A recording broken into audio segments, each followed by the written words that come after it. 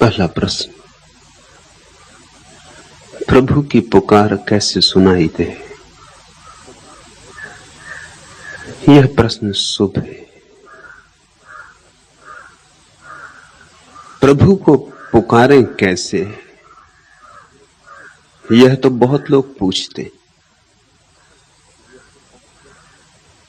प्रभु की पुकार कैसे सुनाई दे, ये कभी कभी कोई पूछता है। इसलिए प्रश्न महत्वपूर्ण है, विरल है, थोड़ा बेजोड़ है और सत्य के ज्यादा करीब है। असली सवाल प्रभु को पुकारने का नहीं, हमारे पास जबान कहां जिससे हम प्रभु को पुकारें, और हमारी वाणी की सामर्थ्य कितनी। जाएगी थोड़ी दूर और खो जाएगी शून्य में। कितनी यात्रा करेगी हमारी वाणी, और हम जो भी कहेंगे उसमें कहीं ना कहीं हमारी वासना की छाप होगी। हमारी प्रार्थनाएं हमारी वासनाएं ही हैं, और वासनाएं उस तक कैसे पहुंचेंगी? प्रार्थना में वासना छिपी हो तो जैसे पक्षी के कंठ में किसी ने पत्थर बांध दिया, अब उड़ान संभव ना हो सकेगी। और हमारी सारी प्रार्थनाएं वासनाओं से भरी होती। प्रार्थना शब्द का अर्थ ही मांगना हो गया, प्रार्थी का अर्थ हो गया मांगने वाला, क्योंकि प्रार्थना के नाम से हम सदा ही मांगते रहे। इसलिए हम कैसे प्रार्थना करें, इससे झूठा धर्म पैदा होता है। यह सवाल ज्यादा गहरा है, प्रभु की कैसे पुकार सुनाई दे। प्रभु पुकार ही रहा है, सिर्फ हमारे मस्तिष्क इतने शोरगुल से भरे हैं कि उसकी धीमी सी पुकार, उसकी सूक्ष्म पुकार, उसकी अति सूक्ष्म पुकार हमें सुनाई नहीं पड़ती। नक्कार खाने में उसकी वीणा के स्वर खो जाते। वह वीणावादक है, उसके स्वर बारीक है, नाजुक है। उसके स्वरों को सुनने के लिए शून्य चित्त चाहिए।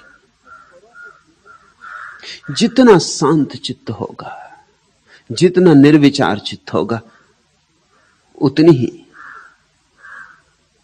संभावना बढ़ जाएगी उसके स्वर सुनाई पड़ने लगेंगे। निर्विचार चित्त में परमात्मा तत्क्षण उतर आता है। जैसे द्वार पर ही खड़ा था, प्रतीक्षा करता था कि कब हम निर्विचार हो जाएं और कब भीतर आ जाए। निर्विचार होते ही हमारा घूंघट उठा देता है, आमना सामना हो जाता है, दरस परस हो जाता है। चित्त को निर्विचार करो तो उसकी आवाज सुनाई पड़ेगी। और तब ऐसा नहीं है कि उसकी आवाज कृष्ण की आवाज में ही सुनाई पड़ेगी और राम की आवाज में, बुद्ध की आवाज में ही सुनाई पड़ेगी। इन कौओं की कांव कांव में भी उसकी ही आवाज है। एक बार उसकी आवाज सुन ली तो तुम सब जगह उसे पहचान सकोगे। एक बार उसकी छवि आंख में आ गई तो फिर तुम कहीं भी चूक ना सकोगे। फिर कोयल में ही नहीं, कौवे की कांव कांव में भी, सुंदर फूल में ही नहीं, कांटे में भी उसकी ही छवि है। जीवन में ही नहीं, मृत्यु में भी उसका ही नृत्य है। और सुख में ही नहीं, दुख में भी उसकी ही छाया है, उसका ही साथ है। मन चाहिए शांत शून्य। उसकी आवाज सुननी है तो ध्यान की अवस्था साधनी होगी। ध्यान का इतना ही अर्थ होता है अपने को खाली करना। ध्यान प्रार्थना की तैयारी है, ध्यान पूजा का आयोजन है। ध्यान का अर्थ है निर्मल चित्त, ध्यान का अर्थ है शांत सद्ध स्नात, अभी अभी नहाया हुआ ताजा जैसे सुबह की ओस। एक स्वर नहीं, एक तरंग नहीं, अपना एक भी शब्द नहीं, निशब्द।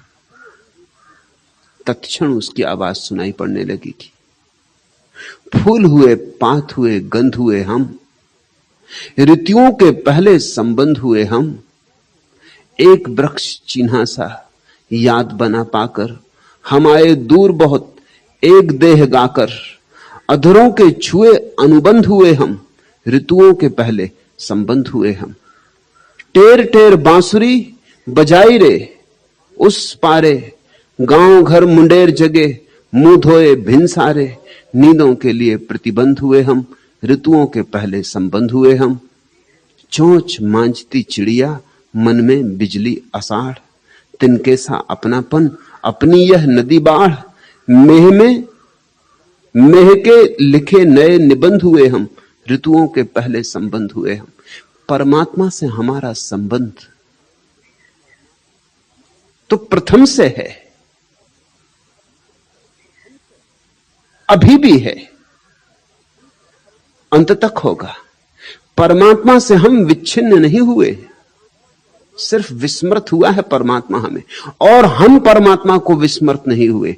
यही तो आशा है, यही तो आश्वासन है। हम भूल गए हो उसे, वह हमें नहीं भूला है। फूल हुए, पात हुए, गंध हुए हम बहुत रूप ले लिए। फूल हुए, पात हुए, गंध हुए हम, ऋतुओं के पहले संबंध हुए हम। लेकिन सबसे पहले प्रथम में हम उससे ही जुड़े थे, सारी ऋतुओं के पहले, और अभी भी हम उससे ही जुड़े। फूल हो गए हों, पात हो गए हों, लेकिन जड़ें तो हमारी अभी भी भूमि में उसकी ही गड़ी। जीवन तो हम उसी से पाते। कितना ही बड़ा वृक्ष हो जाए, भूमि का ही अंग है, भूमि का ही विस्तार है। और कितने ही हम कहीं भी चले जाएं, हम उसके ही हाथ हैं। जिस दिन जागेंगे उस दिन चकित होकर पाएंगे कि न तो संबंध कभी टूटा था, न टूट सकता था। बीच में विस्मृत हुआ था, जिससे नींद आ गई थी और एक सपना देखा था, और सपने के कारण जो था विस्मृत हो गया था, जो नहीं था अपना मालूम होने लगा था। इसलिए ज्ञानियों ने जगत को माया कहा, एक सपना जिसमें जो अपना नहीं है अपना मालूम होने लगता है, और जो अपना है उसकी विस्मृति हो जाती, उसकी याद खो जाती। इस देह से हमने अपने को जोड़ लिया है, इस देह के नाते रिश्तों से हमने अपने को जोड़ लिया है। तन मंदिर सा मन मृग छाला, वरण हुई में बिन वरमाला। आंख खुली देखा सब भटके, क्षुद्र देह के अंधकार में। राग नहीं जागृत हो पाया, कंठ फंस गया रत्नहार में। बंधन की इस महारात्रि में ढूंढ रही हूं मुक्त उजाला। ताल भंग स्वरसी निर्वासित हुई कला की दुकानों से। कीर्ति शिखर पर होती कैसे दूर रही मैं पहचानों से। सहम गई जब मैंने देखा, सहम गई जब देखा मैंने, कैसे किसने किसे उछाला। सुख दुख की छीना झपटी में आधी सोई आधी जागी। मलिन हुआ जब भी यात्रा पथ, अश्रुकणों में आग लगा दी। मोह भंग तो हुआ उसी दिन जिस दिन पांव महावर डाला। तन मंदिर सा मन मृग छाला, वरण हुई मैं बिन बरमाला। आंख खुली देखा सब भटके, क्षुद्र देह के अंधकार में। राग नहीं जागृत हो पाया, कंठ फंस गया रत्नहार में। बंधन की इस महारात्रि में ढूंढ रही हूं मुक्त उजाला। एक नींद है, एक नींद का अंधेरा है, अंधेरा और कहीं भी नहीं। सारा अस्तित्व रोशनी से भरा है, सिर्फ अंधेरा है तो हमारी आंख बंद है, नींद है, उसके कारण है। तुम्हारे कान बहुत शोरगुल से भरे हैं बाजार के, व्यर्थ के। दूसरों के शब्दों ने तुम्हारे कानों को अवरुद्ध कर दिया है, इसलिए भीतर जो वीणा बज रही है, अहिर्निश बज रही है, सुनाई नहीं पड़ती। चुप हो, मौन बैठो, कुछ और करना नहीं है। घड़ी दो घड़ी को, ऐसे हो जाना है जैसे नहीं हो। संसार के लिए मृतवत अपने में डूबे। शुरू शुरू अड़चन होगी, आदत पुरानी हो गई विचार की, विचारों का तांता लग जाएगा। आंख बंद करोगे और भी बाजार के विस्तार खड़े हो जाएंगे। मौन बैठना चाहोगे, विचारों की भीड़ आक्रमण कर देगी। लड़ना मत, झगड़ना मत, देखते रहना, साक्षी बनना। आए विचार आने देना, आएंगे चले भी जाएंगे। दूर खड़े रहना, अलिप्त, जैसे कोई राह के किनारे खड़ा होकर राह पर चलते हुए लोगों को देखता है। न कुछ लेना है, न कुछ देना है, न कोई अपना न कोई पराया। सुंदर निकले तो ठीक, असुंदर निकले तो ठीक, साधु तो ठीक, असाधु तो ठीक। अच्छा बुरा विचार कुछ भी निकले, निर्णय मत करना। अच्छा भी मत कहना, बुरा भी मत कहना। निर्णायक मत बनना। निर्णायक बने कि उलझे, कि राग बना, कि आसक्ति बनी, कि एक विचार को पकड़ा और दूसरे को हटाया। बुरे को हटाने में लग गए तो उलझ गए, अच्छे को पकड़ने में लग गए तो उलझ गए। न तो कुछ रुकता है, ना कुछ हटाया जा सकता है। तुम सिर्फ जाग कर बैठे रहना। जैसे दर्पण हो, जो दिखाई पड़ता है दर्पण को देख लेता है। जिसकी छाया पड़ती पड़ जाती, फिर छाया मिट जाती, दर्पण खाली का खाली। ऐसे ही तुम भीतर बैठे रहना, बैठे रहना। अगर थोड़ा भी धैर्य है तो ध्यान फल जाएगा। धैर्य से फलता है ध्यान, कोई और प्रक्रिया नहीं है वस्तुतः। 1 महीना, 2 महीना, 3 महीना, 6 महीना, अगर तुम सिर्फ बैठते ही रहो, इतना सा धीरज हो कि 1 घंटा बैठते ही रहेंगे। आएंगे विचार तो आने देंगे, नहीं लड़ेंगे, बैठे रहेंगे। और जल्दी भी ना करेंगे कि 3 दिन बैठते हो गए, अब तक कुछ नहीं हुआ, अब क्या सार है, अब बैठना बंद करें।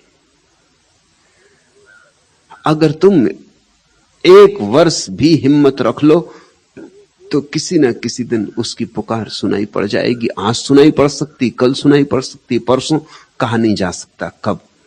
क्योंकि प्रत्येक व्यक्ति की अनंत अनंत जीवन की, अनंत अनंत यात्रा पथों की अलग अलग संस्कार की देह बनी है। भिन्न भिन्न हो, एक दूसरे से अलग अलग हो। किसी को आज हो सकता है, किसी को कल, किसी को परसों। लेकिन मेरे अनुभव में ऐसा है कि 9 महीने और 12 महीने अधिक से अधिक अगर कोई धैर्य से बैठता रहे, जल्दबाजी ना करे, फल की आकांक्षा और आतुरता ना करे, तो एक दिन घटना घट जाती। और जिस दिन घटती उस दिन तुम चकित होगे। सबसे बड़ा चकित होना तो यही कि जिसे हम खोजते थे उसे कभी खोया नहीं था। जिसे हम पाने चले थे वो हमारे भीतर विराजमान था। जिस वीणा को हम सुनना चाहते थे बज ही रही थी। जिस दिए को हम जलाना चाहते थे जल ही रहा था।